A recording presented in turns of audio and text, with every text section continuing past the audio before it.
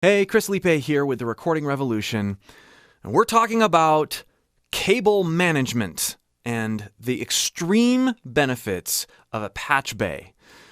Regardless of your studio size, and regardless of whether you think you need one or not, you need one.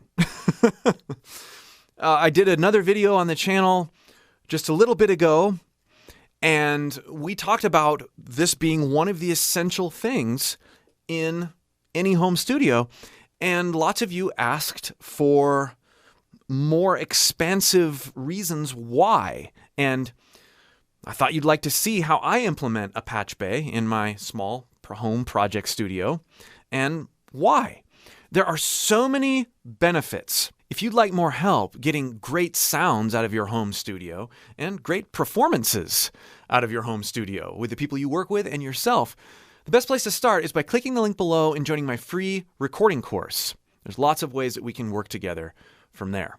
All right, I'm going to start by talking through how I have my area routed between these two rooms. And even if you don't have two rooms, it's good to think like this. In that room over there, I've got a wooden box. It's like a trough that houses the XLR cables as they exist in the room. So you don't have this messy, snake of XLR cables and then have to plug a bunch of stuff in. You're still plugging a bunch of things in, but they're housed in this nice wooden box. This box then stops and the cables go through the wall. So two 8-channel XLR snakes, XLR to TRS, go through the wall and connect to the Patchbay. And I also have two XLR cables that are not part of those snakes, as well as two MIDI cables.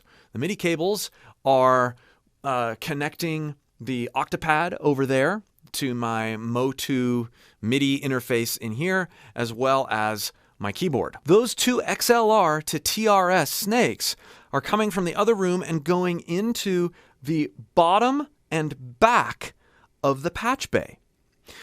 So they're normaled 1 through 16 from that Patchbay. Then the back top of each channel from the Patchbay is going to my interface, my Apogee interface. The first 8 are going to this Apogee ensemble, and the second 8 are going to my Focusrite Octopre. Now the second 8 are normal to my Patchbay on 9 through 16. That means without me doing anything, the bottom and top of the Patchbay are connected. I can break that connection and I can send, for example, channel 9 from the Patchbay. So that would be channel 1 from Snake 2, or where my kick drum is. I can choose to go from there and patch it into my Manly Core if I'd like, which is in 4. 4 is currently where I'm talking to you on, but I could disconnect this and patch my kick drum from the Octopre over to the Manly, just by making that tweak. I go out of the bottom and into the top. This is super useful because you can have your normal setup, what you normally do. I have drum mics 1 through 8 going into my Focusrite Octopre, but it's really easy for me to go, I want to send the snare over to my Avalon, or I want to send something over somewhere else. Or I don't want this vocal mic to be in my one preamp. I want to go straight in so I can show something different or have a different flavor or whatever. And I can do so all pretty much without leaving my chair. So even if you don't have multiple rooms, but you have multiple inputs, being able to access things on the front instead of getting behind your desk or trying to trace cables, you just know where everything's going, and it's super, super clean. That is the first reason having a Patchbay is amazing. You know where everything's going normally, and you know just by looking at one rack unit piece of gear where you can put anything else. And there are lots of pieces of software that come with recording interfaces that have virtual patch bays or patch bays in the software. I'm sorry, I can't use them. I spent years working with a Motu device where I was just lost. Digital mixers is the same way, right? Where because you can't see it and you can't put your hands on it and like move things and feel you always get caught with like, oh, did I normal that last time? Did I normal the virtual patch bay? Why am I not getting signal? Why is this not working? And then you go and you dig through the layers of software or pages in your digital mixer and you're, oh yeah, I must have saved over that. With a normal patch bay like this, I can very easily go look at it and go, oh, it's normaled. This is how my patch bay looks when normaled, and there's some slightly unconventional things going on. You can see that I have 19 and 20 on the patch bay going over to inputs 1 and 2 on my interface. What's that about? I've actually patched alternate outputs from my Apogee into the patch bay, and I've sent the stereo mix of whatever I'm working on minus this mic in the routing inside the Apogee software. I have sent that out of the Apogee into the patch bay, and then I've routed it in to channels 1 and 2 of my interface. So it's actually going in analog inputs. I use this to capture music off of YouTube or Spotify or whatever's coming out of my computer so that I can talk over it or, make videos and commentaries, stuff like that. This allows me to have control over some of those things in a real-time way. There's really no good digital way to patch that for what I'm doing. Why didn't I patch it like that on the back of the patch bay? Because I wanted the mental stability of knowing that 1 through 16 on the bottom of the patch bay normaled is those 2 8-channel TRS XLR snakes. This made more sense to me to have my outputs channels 19 through 24, the outputs of the Apogee, the alternate ones, and then visually patch those over into inputs 1 and 2, as opposed to normaling it and just not having a way to get into those first 2 channels. The other reason is because while most of the time I do it like that, I don't always do it like that. Sometimes I want to use 1 and 2 for a guitar or whatever if I've got multiple people in here. The other thing that you see is the green cable. I mentioned earlier that was the mic that I'm speaking into. This allows me to have one cable that's not tied to any other part of the patch bay that represents only this mic, because I use this mic by far the most. And I can go, oh, green cable. I want to send green cable here. And I know it's that color. It's really, really efficient. Why wouldn't I have patched that somewhere else in the back of the patch bay and then used a standard patch cable? It's all about organization to me. Again, I don't have any other, I have the drum mics are normaled in there, but in here, this is the only normaled mic. And I didn't want to take up a slot on my bottom row of my patch cables just for one mic that's normaled in here. And then the last set are those 2 black cables.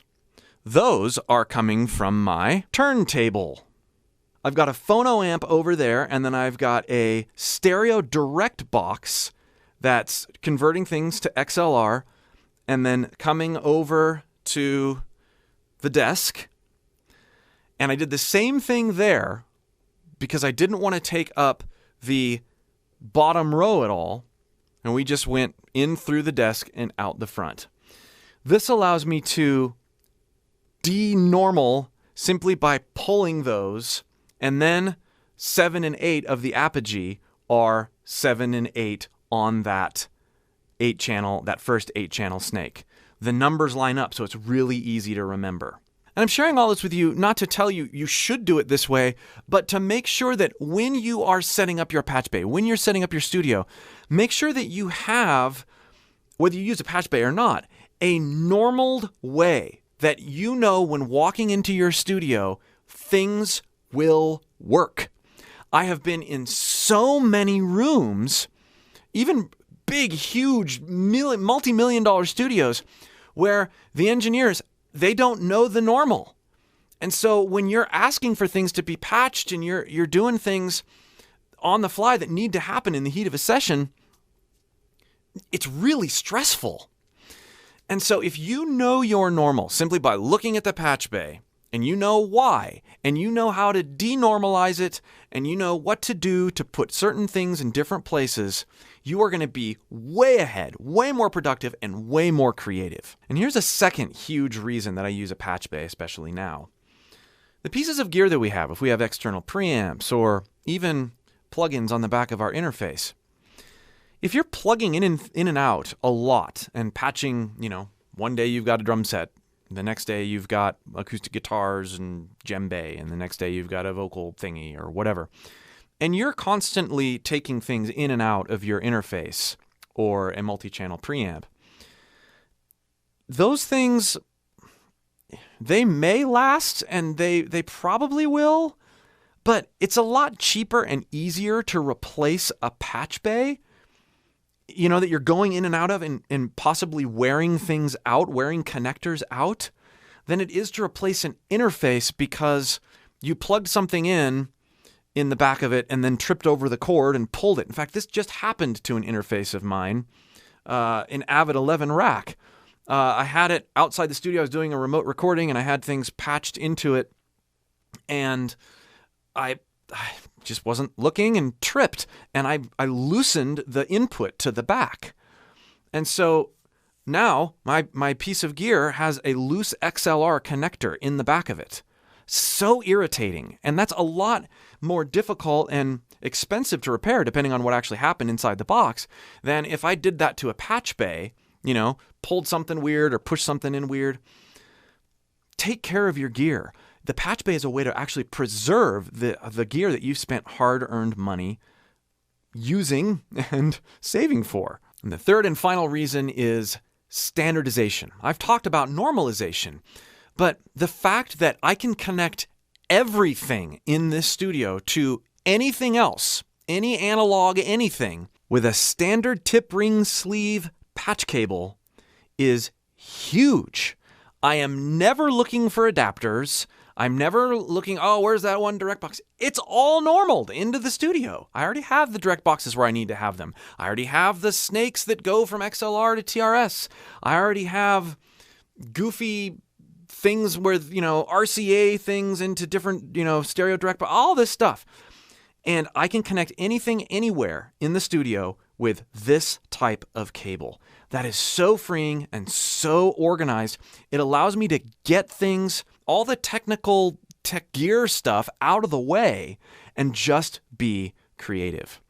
I hope you've enjoyed this glimpse into my Patchbay and that I have proved why it's so cool and awesome to use a Patchbay in your home studio, regardless of the size. Again, if you'd like more help with your own recordings, click that link below and join my free recording course. We'll see you for more.